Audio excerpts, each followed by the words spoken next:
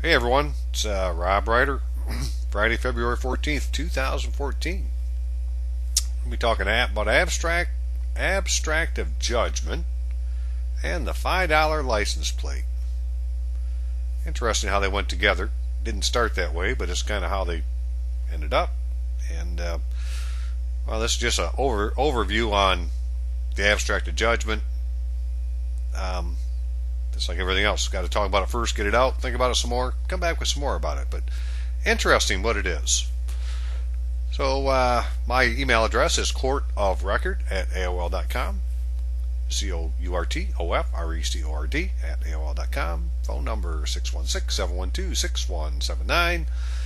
And as I said, it's Friday, February 14th, 2014. And as usual, will you donate? If you can, if you will, the PayPal account name is Ashley, ASHLEY, Rytlewski, RYTLEWSKI, @gmail.com. That is the PayPal account name. And snail mail, Robert Rytlewski, 10955, 14 Mile Road, Rockford, Michigan, 040341. That ain't correct. 49341. 49. Whoa. 49341. But that is something that's happened. People have had a different zip code than they're supposed to on their mail. Well, actually, one person so far that I know of, Roe, on an arrest warrant that I've shown on a couple of other videos, where the zip code that's on the arrest warrant doesn't match the rest of the address. To me, that's tampering with the mail. But it's just an indication of what's happening, that because we've given somehow, some way, somebody power of attorney, because all you got to do is sign a piece of paper. You basically give them power of attorney, an implied power of attorney, or they should be under a notary seal. But somehow we've given them control of our estate, or our signature, basically. And so they change the address. They will have the mail for this particular way this name is, Rytlewski, Robert Allen. Go to this address. Maybe. Anyways, that's what it was on Rose. I had her surname, given name, with her street number, name, so forth. City was fine, town was fine, everything was fine, except the zip code didn't match the street. Now, another interesting thing when you think about it, if you have on a piece of paper Rytlewski, Robert Allen, that's actually two different names. It's got a comma. They're separated. Right? It would be, if you think about if you're writing your kids' names down in a letter, right, and listing your kids, you'd put 1, 2, 3, 4. How many kids you could have had? Comma between the names. They're each different individuals. So Rytlewski, Robert Allen, to me, is kind of like, well, that's when you were split into two, according to the Gospel of Thomas, and now we're trying to become one again and get that record. This is the official birth record now, that, when you go into court, it says Rytlewski, Robert Allen. That's what's on the docket. That's how the court does it. So there's every indication that there's this thing that had to do with adoptions, and if there was an adoption going on, that they would give the child a fictitious name for the adoption proceedings, and that's what the court would refer to the child from then on, and they would put the child's real name in an envelope. That's part of the birth record as far as I'm concerned, and one of the things we're after. But along the way, you run into this crazy ass stuff, and you just have to talk about it. So abstracts of judgment and the $5 license plate. Let's talk about that. Where do we start? Let's start with abstract of judgment. What is it? It's a written summary of a judgment which states how much money the losing defendant owes to the person to whom won the lawsuit, judgment creditor. Rate of interest to be paid on the judgment amount, court costs, any specific orders that the losing defendant, judgment debtor, must obey, which abstract is acknowledged and stamped so it can be recorded and made official with the government. Now there's that word, acknowledged and stamped. Now does that stamp mean that's the documentary stamp we're talking about? The stamp tax stamp? What stamp are they talking about? I'm not really sure. Acknowledged usually means something you would do before a notary. I'm not really sure what the stamp means. The purpose of an abstracted judgment is to create a public record and create a lien or claim, if necessary, on any real estate property owned or later acquired by the defendant located in the county in which the abstracted judgment is recorded. So the reason for an abstracted judgment is to create a lien via making it a public record. If the loser does not pay the judgment voluntarily, then the winner can force a sheriff's sale of any property to collect, like a foreclosure. There are several problems to find the county where the loser owns real estate property. The probability that there are secured loans, tax liens, or other judgments which come ahead of the judgment lien. The possibility that the loser debtor may go bankrupt and avoid paying the debt. Yeah, okay, you would think. In the United Kingdom, an abstract is a brief summary of a judicial judgment, usually written by a barrister or academic for publication in law reports. An abstract are particularly used in legal research because they condense the essential points of long, complex judgments into a few paragraphs. A researcher can use abstracts to investigate how relevant a particular case is to an issue at hand and hence decide whether he or she should go ahead and read the entire judgment. Okay, just like a brief, right? United States. The term abstracted judgment may be used in a generic sense to describe a condensed summary of a court case, sort of like what they were talking about in the United Kingdom. Could be, but is chiefly used in a technical sense to describe a document produced by a court which describes the judgment rendered in a case. And yes, they have them for both criminal and civil cases. An abstracted judgment is a clerical document containing a summary of the court proceedings which may be useful, though not conclusive, in proving prior conviction for the purpose of enhancement. So they can throw more time onto this particular charge. Now here in Michigan they call them abstract of conviction. Abstract of conviction. Okay, but still, right, you're supposed to say what you were convicted of. Be interesting to see what one says. And this is the point, right? So for every criminal case there has been, there's supposed to be this abstract of judgment. How about getting a copy of yours to see what it looks like if you've ever been charged with a criminal offense? In property law, this would be the civil side, in some states such as Texas, an abstracted judgment is a special type of document provided either by the court clerk or by an attorney, which is used to prove a judgment has been rendered. Now, what kind of judgments can an attorney render? And that is, they can render a judgment on a confessed judgment, such as the note that we commonly call the promissory note that you did for a mortgage, which says you're going to make these payments, blah, blah, blah, and you promise to do so, and if you don't, blah, blah, blah. Boom, without notice, boom, that's what they're talking about. Go read it. Did a video on it. Boom, confessed judgment. Attorney can do it. Okay, he can fill out the abstract. Doesn't even need to go to a court. And that's what's happening, I really believe, in the states where we have non-judicial foreclosures. They're basing it on a statutory lien of some kind that says they can put a lien on your property if you don't do this based on a statute. And it doesn't require any notice, like a mechanic's lien. I'm not going to talk about that too much in this video, but I'll talk about the next one, these statutory liens. A mechanic's lien is a statutory lien. It doesn't need, you can put a lien on without a hearing.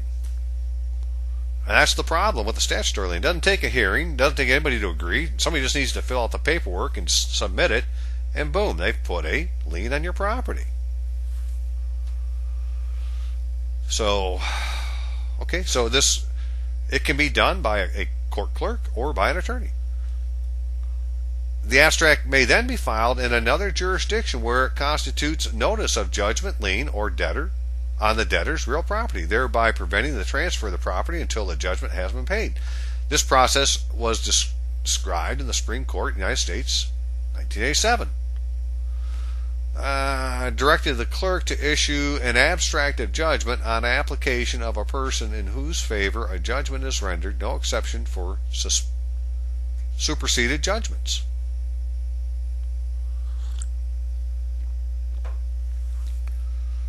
Okay, abstract of judgment. It is a written summary of a judgment which states how much money. This really reads like the one above. It was from another site, but the next thing, which abstract is acknowledged and stamped. Acknowledged and stamped. What does that acknowledged and stamped mean? It's to create a public record and create a lien or claim, if necessary, on any real estate owned, later required by the defendant. Abstract of judgment as a lien on real property. You have attained a judgment against someone. How? Now it's time to collect. How can you make sure you get paid? One simple way is to place a lien upon the judgment debtor's real property. This can be done by filing an abstract of judgment in the county where the person's property is located. So if they're doing this, and let's say you're in a foreclosure, and somehow there's an abstract of judgment that's become a lien that now they're going to foreclose on your property, this abstract of judgment was supposed to have been recorded in the county where your property is. So, I don't know. I guess we got to ask them if there's an abstract of judgment. Where are those located at? What is it? It's basically a one-page document which states the title of the case number, the name and address of the debtor, the name and address of the creditor, date the judgment was entered, amount of the judgment. The abstract of judgment should also contain the debtor's driver's license number and social security number if known. Well, there's one way to have them sort. I need you to do a sort on the abstract of judgment by your driver's license number or by your social security number. In case the defendant's name doesn't match yours the way you normally do, and they can say, well, we don't have one under that name. Right? That's what they'd like to do is, these are supposed to be public records where we can go look at the index on our own, but they really don't want you to do that. They want you to tell them what is it you're looking for, and you tell them and say, oh, no, we don't have that, right? Because you didn't use the right word, whatever. Instead of saying, look, brother, that shit behind that counter is public. It's public record. It's like a library. I want my library cards. I can go back there anytime I want and look through the records. I'm supposed to be able to inspect the records. The abstract of judgment should contain the debtor's driver's license. We talked about that already. This is interesting. To have any valid effect, the abstract of judgment must be recorded in any county recorder's office, in any county, where it will become a public record. It doesn't need to be recorded in the county where the property is, according to this. It just needs to be recorded in any county. What does the abstract of judgment do? If a person who owns your property, who owes you owns property in the county where the abstract is recorded, it creates a lien on the property and clouds the title. If he or she sells the property, the judgment must be paid, unless the purchaser is willing to take the property subject to a lien. Abstracts usually provide for accrual of interest, so the longer the debtor waits to sell the property, the higher the judgment amounts become. So this lien could not be recorded but still be out there. They talk about these non-recorded liens that even when they do title searches, that there are non-recorded liens, right? And it's another search you have to pay for to have them look for these non-recorded liens. Completing and recording an abstract of judgment is relatively inexpensive. Expires in 10 years. Okay, so what's all that about? Well, let's see here. What about, so this is what it, is this it?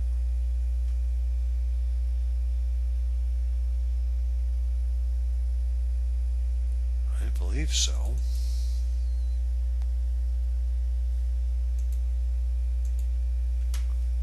Come on.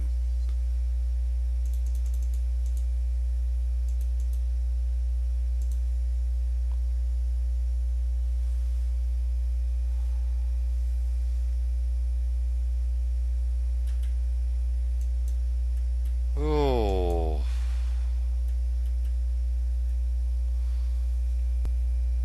Yeah, this was just a show. Here's an Indiana Supreme Court. In the Indiana Supreme Court Upon sentencing a person for any felony conviction, the court shall complete an abstract of judgment in an electronic format approved by the Division of State Court Administration. The division, right? So they do abstracts of judgments for criminal cases. They're not just for money cases. But this is from the Sacramento County Library, Public Law Library, abstract of judgment. First step in placing a judgment lien. Disclaimer, it's for general information only. Okay, abstract of judgment. So they have a form to fill out that we'll look at here in a second, but guides intended to provide simple description of how to prepare an abstract of judgment for civil or small claims in Sacramento County Superior Court. Please keep in mind each court has different requirements. If you believe a judgment debtor owns property in some other county, in more than one county, you will have to record your abstract in each county. Only one abstract of judgment needs to be recorded per county, however, even if there are multiple properties within a single county. Preparing an abstract of judgment is the first step a judgment creditor must take in order to place a lien on a judgment debtor's real property or a judgment debtor's potential recovery in a pending suit. That's interesting. They're going to put a lien on the real property or your potential recovery in a pending suit. Wow. You didn't even know you were going to be in a lawsuit, but they're going to put you in one. Placing a lien gives a creditor the right to be paid from the proceeds of a sale of the debtor's real property if he loses a suit, or from the debtor's monetary award in another lawsuit. For information on how to foreclose on a judgment debtor's real property or place a lien on a lawsuit the debtor has against someone else, visit the California courts. Right? So they can put this lien on and then get you in a lawsuit, and either way they're going to get paid on the lien. Now the idea is, I think that the amounts of this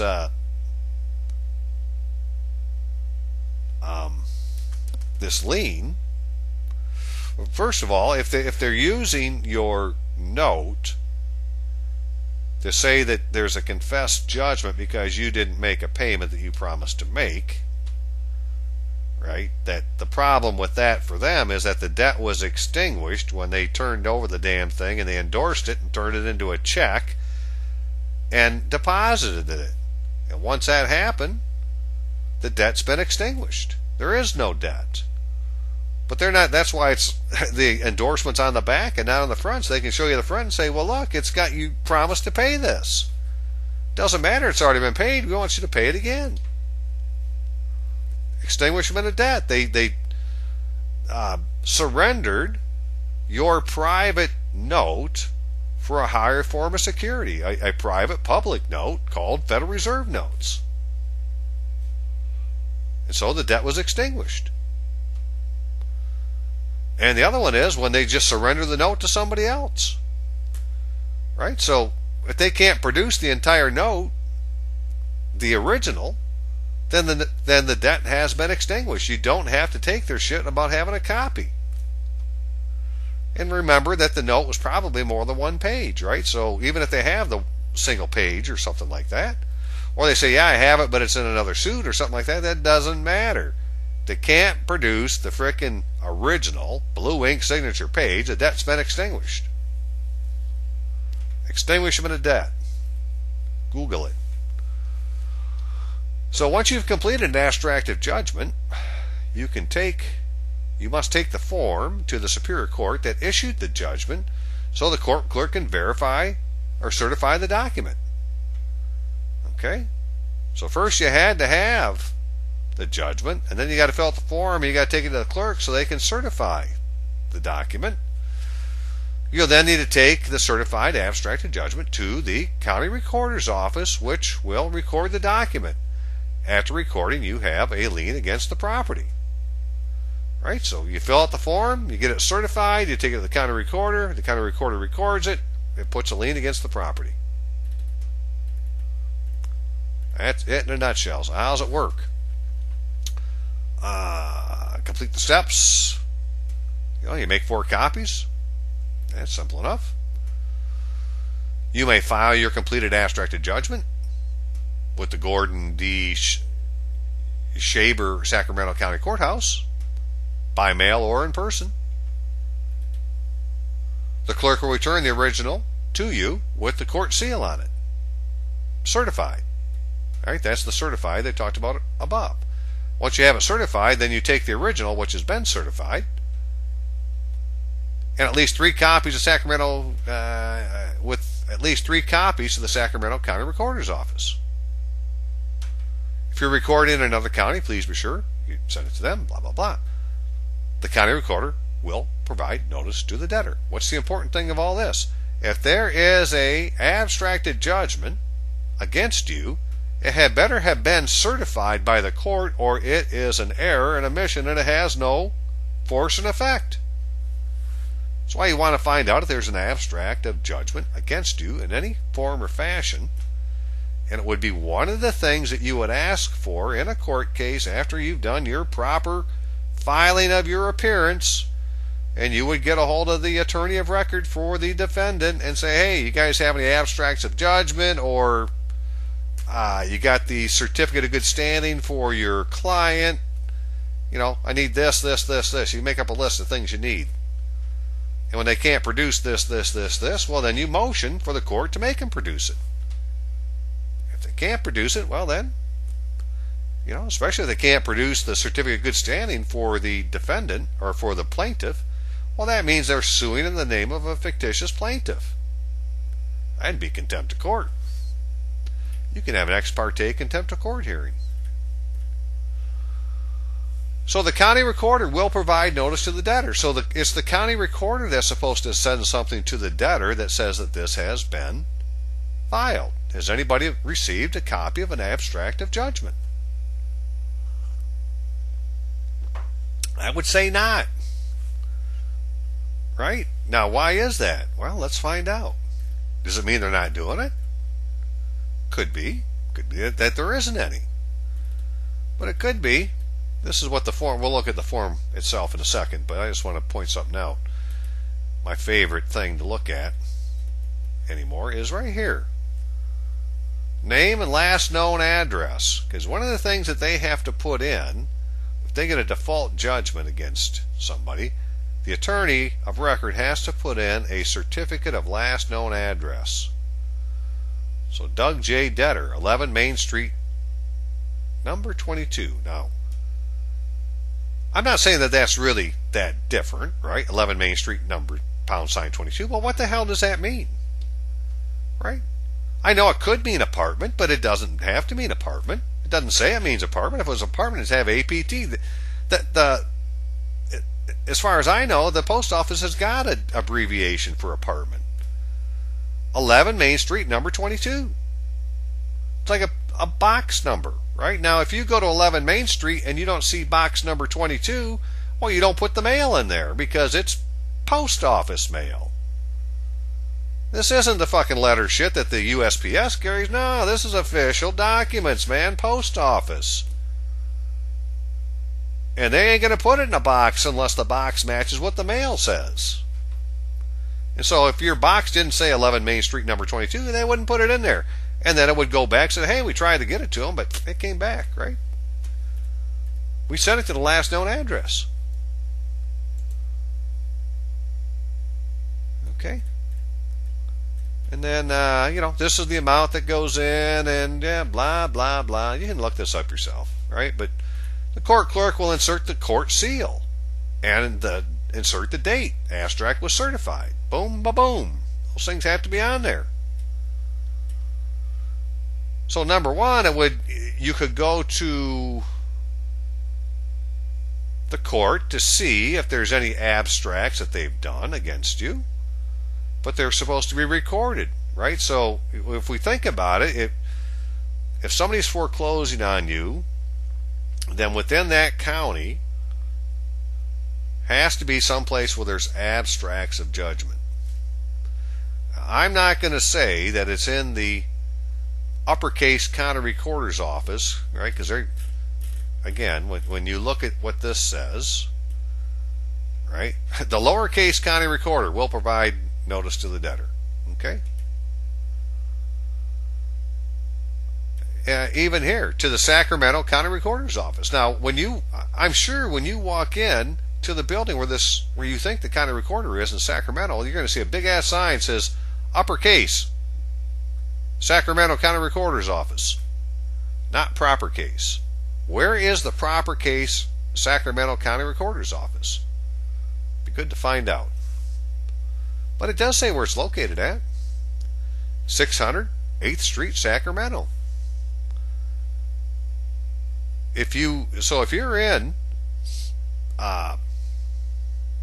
Sacramento County and you're in a foreclosure, you should go down to the Sacramento County Recorder's Office at 600 8th Street, Sacramento, California, and tell them you want to see the abstracts of judgment.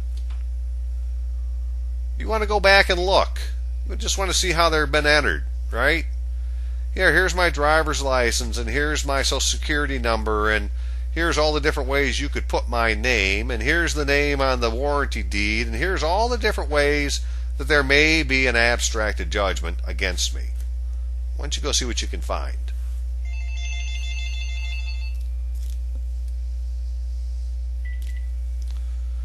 So,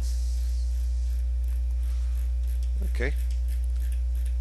Anyways, that's that in a nutshell. That's what those look like. Give me just a second here. Is this gonna? Okay. So, but that's not all. As it turns out, if you get a traffic ticket, I've talked about this before on other videos, actually. This is from Arizona. It talks about each magistrate, judge, hearing officer of the court shall keep or cause to be kept a record of each traffic complaint, blah, blah, blah, presented to the court or its traffic violations bureau, blah, blah, blah, blah, blah. Within 10 days after the conviction, judgment or forfeiture. So you don't need to be convicted, just a judgment or forfeiture of bail or deposit of a person on a charge of violating Chapter 3 or 4 of this title, blah, blah, blah, blah, blah, blah, blah, blah, blah, and immediately forward to the department an abstract of the record of the court covering the case in which the person was either convicted, adjudicated to have committed a civil traffic violation, forfeited bail, or deposit. Right, so either they're going to convict you, but more than likely the adjudication is going to be they're going to get you to agree ahead of time to a plea bargain, or you're just going to forfeit the bail or deposit. The person required to prepare the abstract shall certify that it is true and correct. Beautiful. The report is not required for certain things, legal parking. Okay. The abstract shall be made on a form furnished in a manner prescribed by the department. And as we're going to find out, this department they're talking about is the Department of Transportation, and shall include the name and address of the party charged, the number, if any, of the driver's license, the registration number of the vehicle, nature of the offense, the date of the hearing, the plea, the judgment, yada yada yada yada yada. Okay. They need to do that. So if you've had a traffic ticket, paid your fine, whatever, well then they're supposed to have created this abstract and sent it to this thing called the forward to the department. And we're going to see who that is here in just a second. It's in that section of the department means the Department of Transportation. Okay, so all these abstracts go to the department. So if you were to get a hold of the Department of Transportation and say, I'd like the abstract for this case, and they say, well, we don't have that here. Well, you say, well, how can that be? The law says it has to be there. All right? It would mean that somebody had committed a crime, which is why you want to go to the Department of Transportation to see if they have a copy of the abstract of judgment. But that's not all. You know, that was enough just for that. So, there's an interesting way to see if they're following the law. You know, did they send the paperwork to the department the way they're supposed to? If they did, has it been certified? Is there any errors in it? I'm looking for errors and omissions on paperwork I can point out to somebody. then I read this stuff closer, and this is where it gets interesting. So, the department means the Department of Transportation, acting directly or through its duly authorized officers and agents. Director means the director of the Department of Transportation.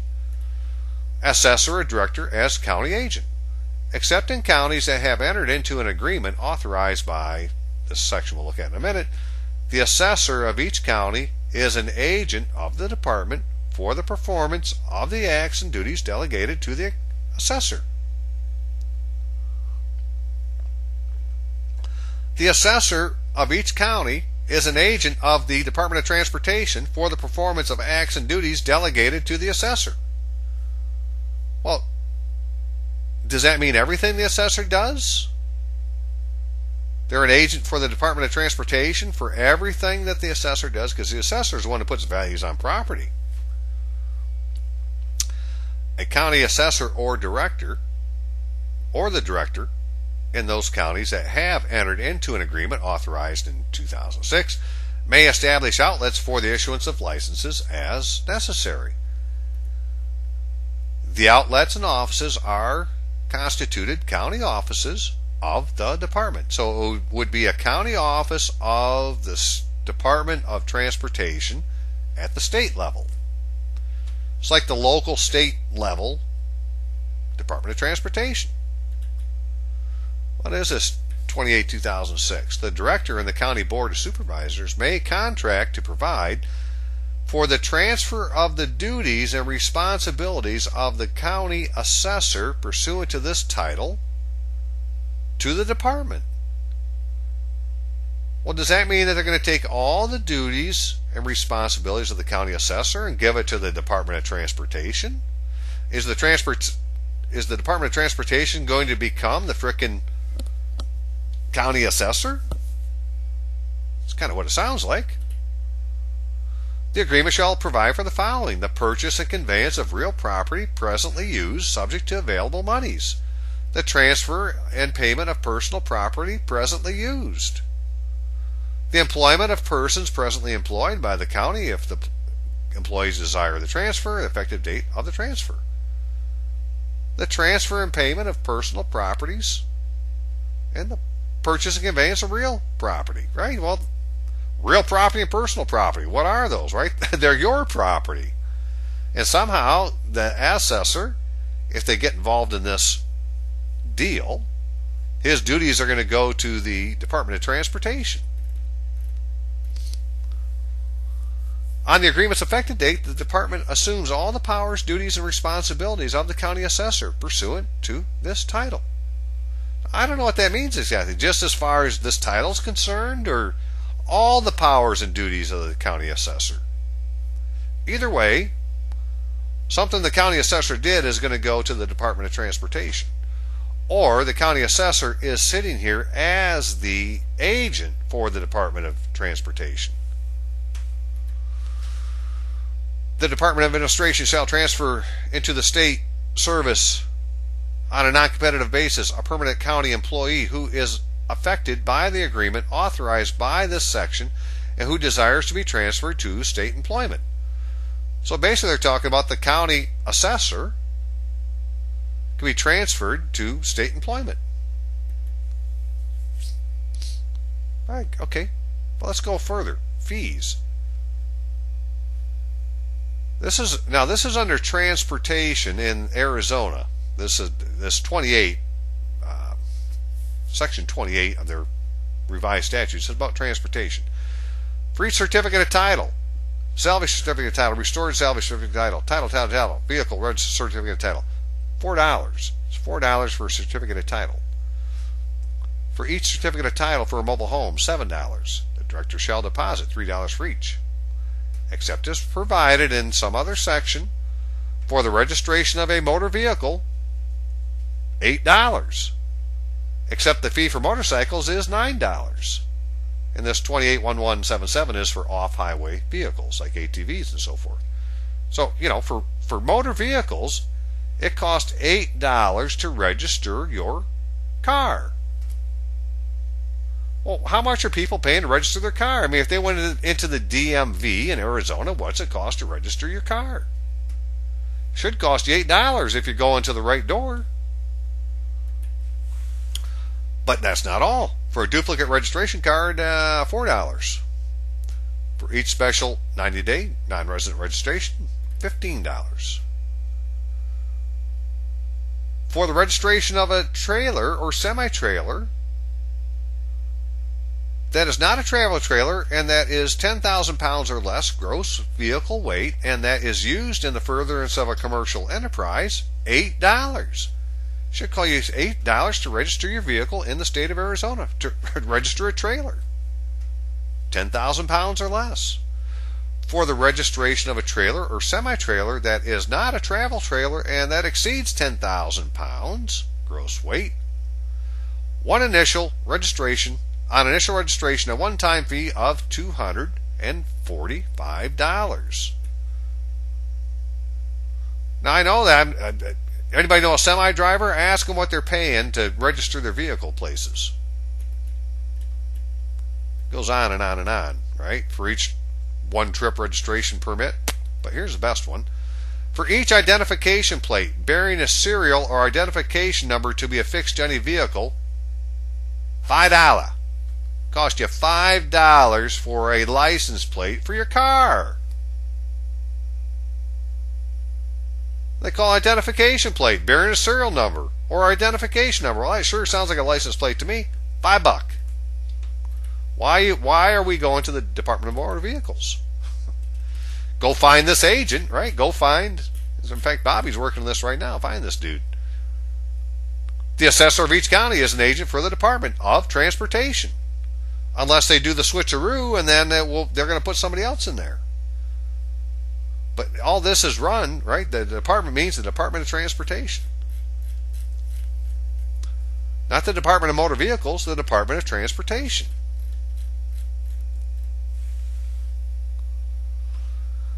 If the county assessor is acting as agent of the department, the county assessor shall transmit the following monies to the county treasurer.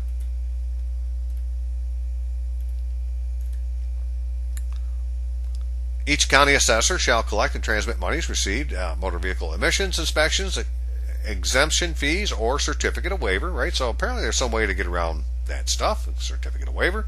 You'd have to read section 49.543.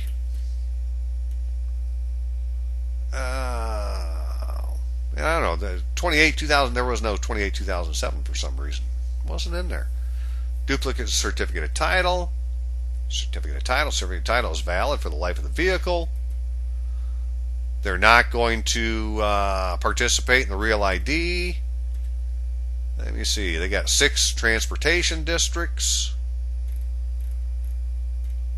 Oaths and acknowledgments, powers, attorney definition. The director and officers, agents, and employees of the department or director the director designates may administer oaths, acknowledge signatures without fee in any manner connected with the administration of a law, the enforcement of which is vested in the director. So, if you have a traffic ticket that they haven't followed the law on, it sounds to me like you would go to this officer who's at the county level to say, hey man, they didn't follow the law on this thing, like the cop didn't sign it.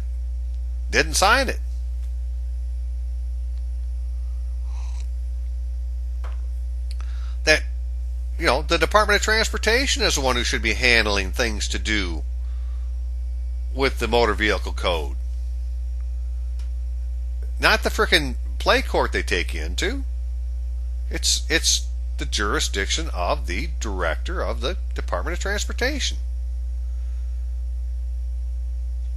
He can administer oaths and acknowledge signatures.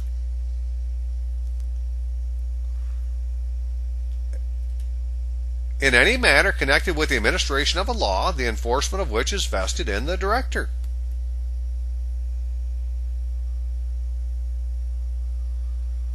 May witness the power of attorney to be used solely in the performance of vehicle title and registration activities. Okay. Licensing authority means the Department of Transportation. Right? Means the department. The department means the Department of Transportation.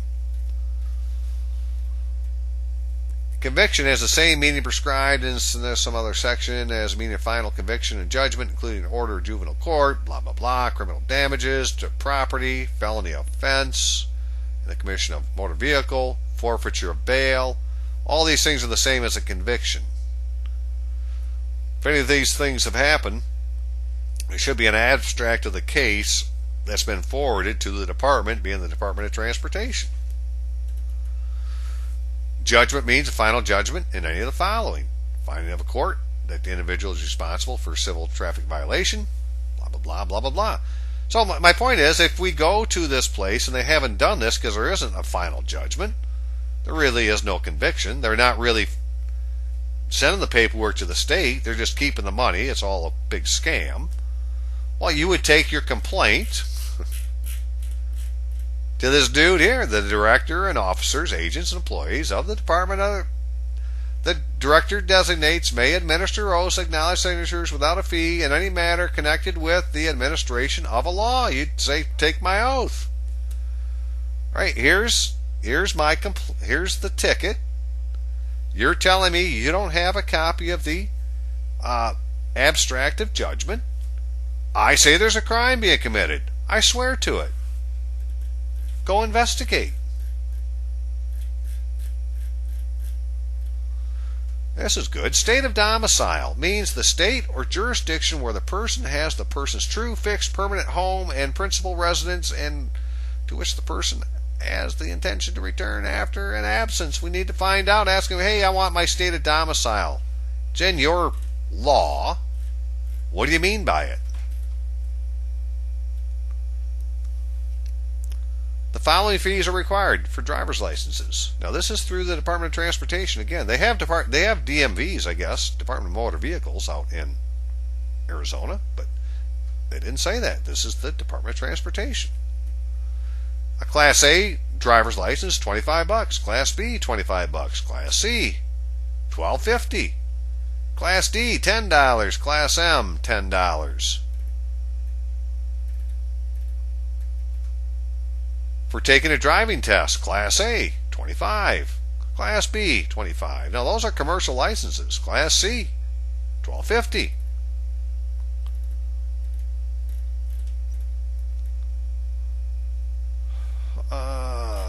So that was, what section is that? That's under 28, 3002. Fees, driver's license, disposition. 3003, driver's license fees, deposit. I guess we don't need to know about that. 3004, license records. The department shall file an application for a license and shall maintain suitable indexes containing in alphabetical order. Each application denied, each application granted. The director shall expunge from public record maintained by the department a note of suspension or revocation made pursuant to some other section. If the suspension revocation period, the licensee submits a certified copy of court record indicating a dismissal or finding of not guilty of the violation which suspension or revocation is based. All right, so if your license has been revoked and you find out why they didn't forward the information to the Department of Transportation, well, then you got a court case. Sorry for the noise in the background. It might be noisy. For a second.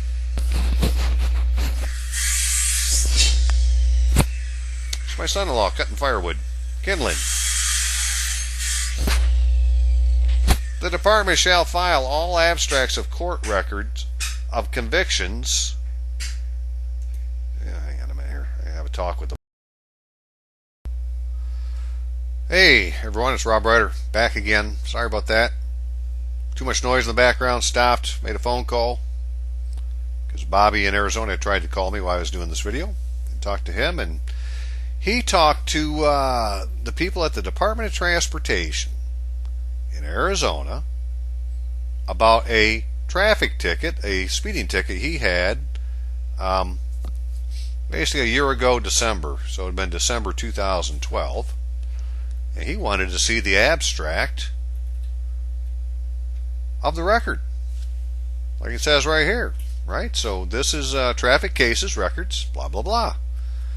Each magistrate, judge, hearing officer of the court shall keep, cause be kept a record of each traffic complaint or other legal form of traffic charge deposited with or presented to the court or its traffic violation bureau. All right, that's what they're supposed to do. Each conviction, forfeiture, bail, deposit, judgment of acquittal or civil adjudication. And when they're done, within 10 days after the conviction, judgment, forfeiture, bail, or deposit of a person on charge of violating Chapter 3 or 4 of this title or this chapter or any law regulating the operation of vehicles on the highway, such magistrate of the court or clerk of the court of record in which the conviction or judgment was had, or bail or deposit was forfeited, shall prepare and immediately forward to the department an abstract of the record of the court covering the case in which the person either was convicted, adjudicated, forfeited, blah, blah, blah. Talked about this earlier. All that to tell you, as Bob's talking to the counter troll, who, is trying to say, yeah, I'm looking at the record here, and Bob says, well, I'd like to see a copy of the abstract. He says, well, what do you want to see it for? And so he said, well, I want to see it to make sure that it's got a court seal on it. And the guy said, well, go to the court to get it. And Bob did the smart thing and said, I don't want to go to the court to get it. I'm talking to you, and it's supposed to be in your office. I want a copy of the abstract. And the dude said, oh, just a minute. And he was gone 15, 20 minutes and came back and said, apparently we don't have the abstract. They didn't forward it to us. Well, this thing just said that within 10 days after, blah, blah, blah, blah, blah, blah, each magistrate, clerk, forfeited shall. There's what I was looking for. I love the word shall. You can't get around shall. Shall prepare and immediately forward to the department an abstract of the record of the court covering the case. So this guy could see the court case online, but he couldn't produce the abstract, which means it looks like the court case is still open on the record. And that just goes to the fact that you can go to a court case a couple, 3 years old, you're still the defendant. Well, how can that be? I paid the bill. I shouldn't be the defendant anymore. I paid my debt to society. So, I spent some time talking to Bob, and I got to get back with him on this thing, but we're going to go up here, and we're going to do way up here, 28-370, oaths and acknowledgments, power of attorney, definition. The director and officers, agents, employees of the Department of Transportation the director designates may administer oaths and acknowledge signatures without fee in any matter connected with administration of a law, the enforcement of which is vested in the director. Well, he's vested with enforcing the motor vehicle laws. Which this is. Everything under 28 is transportation. And it said here that within 10 days they would have forwarded, shall prepare and immediately forward to the Department of Transportation abstract. How come they don't have it yet? Well, we know it's because there's no sworn complaint. We know it's because they're committing fraud. We just haven't had a way to catch them at it. Well, now you can. There's no abstract that's been forwarded to the state office, to a guy who answers immediately to the governor.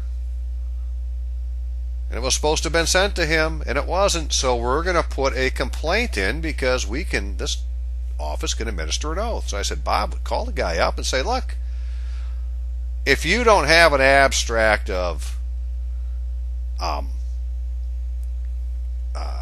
record for this conviction, for this case that happened a year ago in December, and I say that I paid it, then I say that there's a crime being committed, and I swear to it, and I've just made you aware, and if you don't do something about it, you're guilty of misprision of felony. If it's too big for you, give me your boss. That's how you handle them frickin' counter trolls. Get them out of your way. Good job, Bob. I'll frickin' stand it. So, with that in mind, the department shall file all abstracts of court records of convictions and judgments it receives under the laws of the state, and shall maintain convenient records of the abstracts, or make suitable notations on the abstracts, in order that an individual record of each licensee showing the convictions and judgments of the licensee and traffic accidents in which the licensee has been involved is readily ascertainable and available for consideration of the department long story short, you can get a abstract of your driver's license, your driver's record. And I bet you when you do, none of these court cases are going to show that they're closed. Now the thing is, the department only maintains these records for 5 years after application, suspension, revocation, abstract of court record.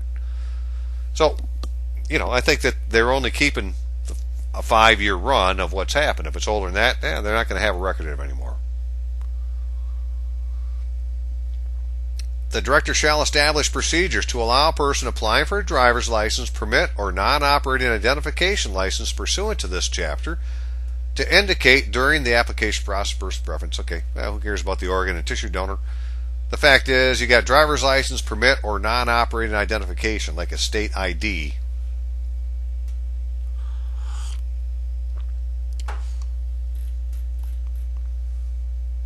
Driver's license classes. Class A is operator. Right, that's more than 10,000 pounds. Class B, different classes, but basically, Class G license is valid for operating a single motor vehicle with gross weight rating of 26,000 pounds or less. Pretty much what we have, and a Class M is for a motorcycle. Okay, so I just wonder, I had to go way back up here again. We had the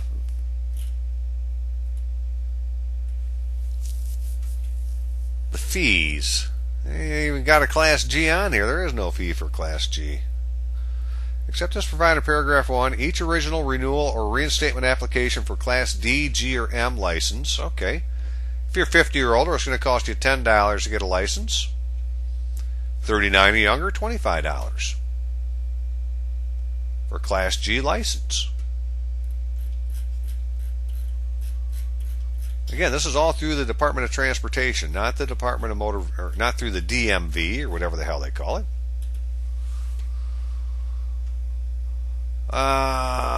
Driver's license requirement. Unless exempt pursuant to this chapter, a person shall not drive a motor vehicle or vehicle combination on a highway without valid driver's license or proper endorsement as prescribed in this chapter. A person who is licensed under this chapter is entitled to exercise the privilege granted by this chapter on highways and is not required to obtain another license to exercise the privilege by a county, municipal, or local board or a body with authority to adopt local police regulations.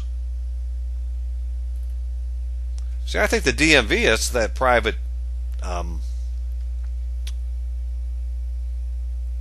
it's a private company.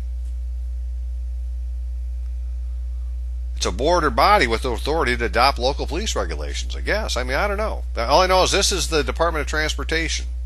And they have departments of motor vehicles out there, but Bobby's talking to the Department of Transportation, and it looks like they've taken the county assessor and given his functions to somebody from the state who sits in the county now as the state's Department of Transportation man.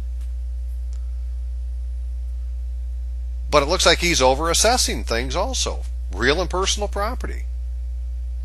This could be huge, man. This could be a doorway. Stay tuned for more. Okay, possession, okay, you got to have it. A person who has served a complaint for violating this section is not responsible if the person produces in court or the office of the police officer or field deputy or inspector of the department a legible driver's license. Okay? So if you don't have it with you, you can take it to them and say, look, here it is. I had one. I just didn't have it with me. Certificate of insurance. There is, in effect, a motor vehicle liability policy. Be in the form shall contain the information prescribed by the director. That's the interesting thing, that the amount, because I want to get done with this video, but how much it was.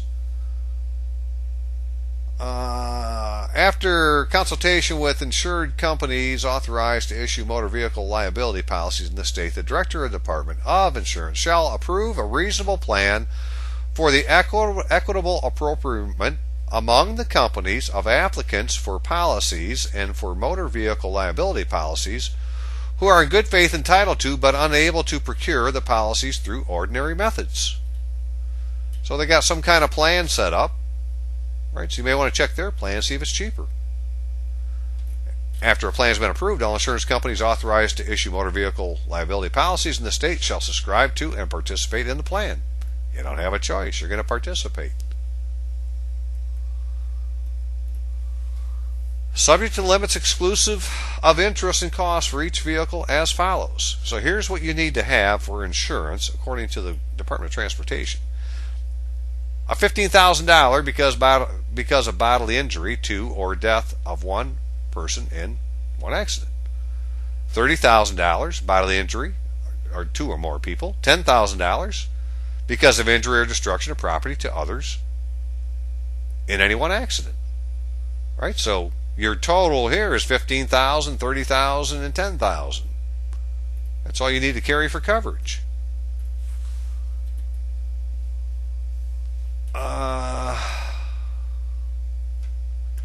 The written agreement between the named insured and insurer is effective for each renewal. Now, okay, so you ought to have an agreement where both parties sign. That's what this is saying, right? It's not a unilateral contract. You both would sign it.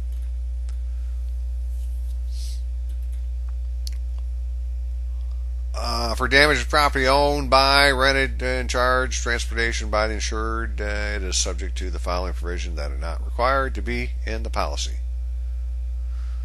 The policy may not be canceled or annulled as to the liability by agreement between the insurance carrier and the insured after the occurrence of an injury or damage and statement made by the insured or someone on the insurer's behalf of violation of a policy shall not defeat and void the policy. In other words, they can't drop you. They can't cancel your insurance if you have a claim.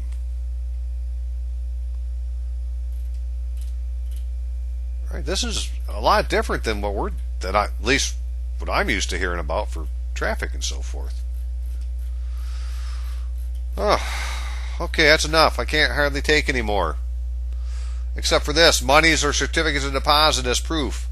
The state treasurer may issue a certificate that gives evidence of proof of financial responsibility that the person named in the certificate has deposited with the state treasurer $40,000 in cash or certificates of deposit with a value of $40,000 issued by a financial institution.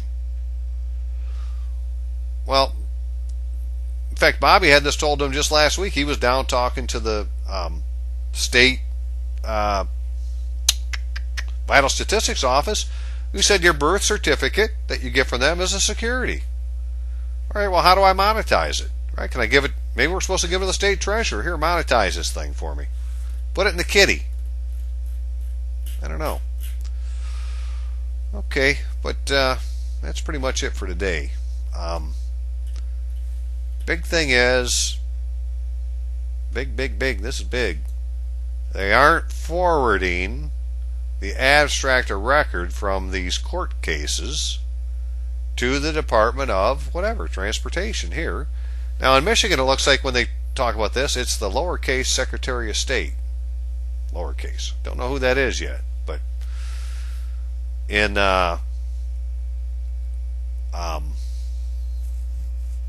Arizona, it definitely says the Department of Transportation, and I'm wondering now, instead of just looking at the motor vehicle code for Michigan, look at the whole thing under transportation and see if we can tell where this lowercase Secretary of State comes from. So, anyway, that's what I had to say tonight. You all have a great day, and be back with some more later.